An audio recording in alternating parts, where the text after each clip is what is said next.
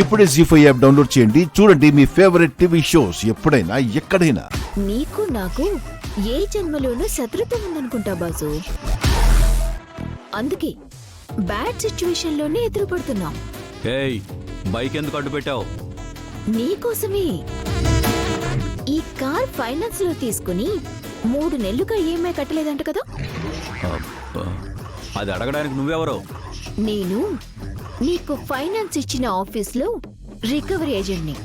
ఏటి 3 నెలల నుంచి మీరు ఈఎంఐ కట్టట్లేదా? అది నా పెళ్ళాం తీసుకున్న కారు, ఈఎంఐ కూడా అదే కట్టాలి. కారు పెళ్ళం తీసుకుంటే మరి నువ్వెందుకు బాసు అందులో షికారు చేస్తున్నావు? భార్య అంటే గౌరవం లేదు, నువ్వొక మొగుడివి. ఈఎంఐ కట్టడానికి కూడా ఠికానా లేదు, నువ్వొక మగాడివి. ఇంకా నీకో పెళ్ళి, ఇంకొక పెళ్ళం. ఇదిగో అవన్నీ మా పర్సనల్స్. మర్యాదగా నువ్వు అటు తప్పుకోకపోతే ఆయన రౌడీస్ అని చూపెత్తాడు. ఏంటి రౌడీజమా?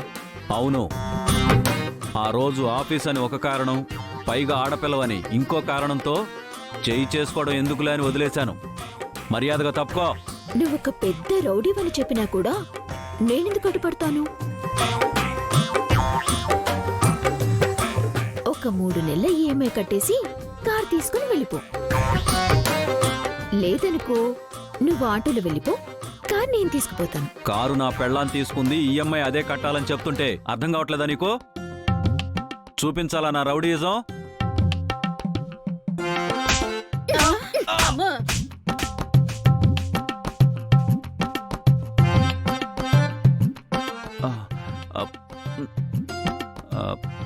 నువ్వు వెళ్ళి కారులో కూర్చో.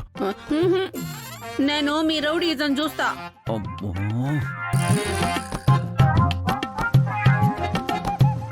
ఏయ్, నిన్ను.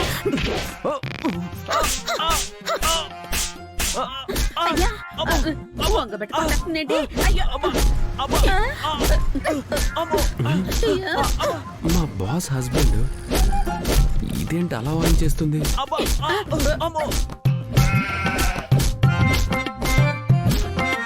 ఏంటి రౌడీజం చూపిస్తావా?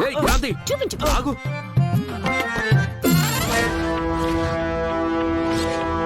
అమ్మా, ఏంటి పిచ్చిగాని పట్టిందా?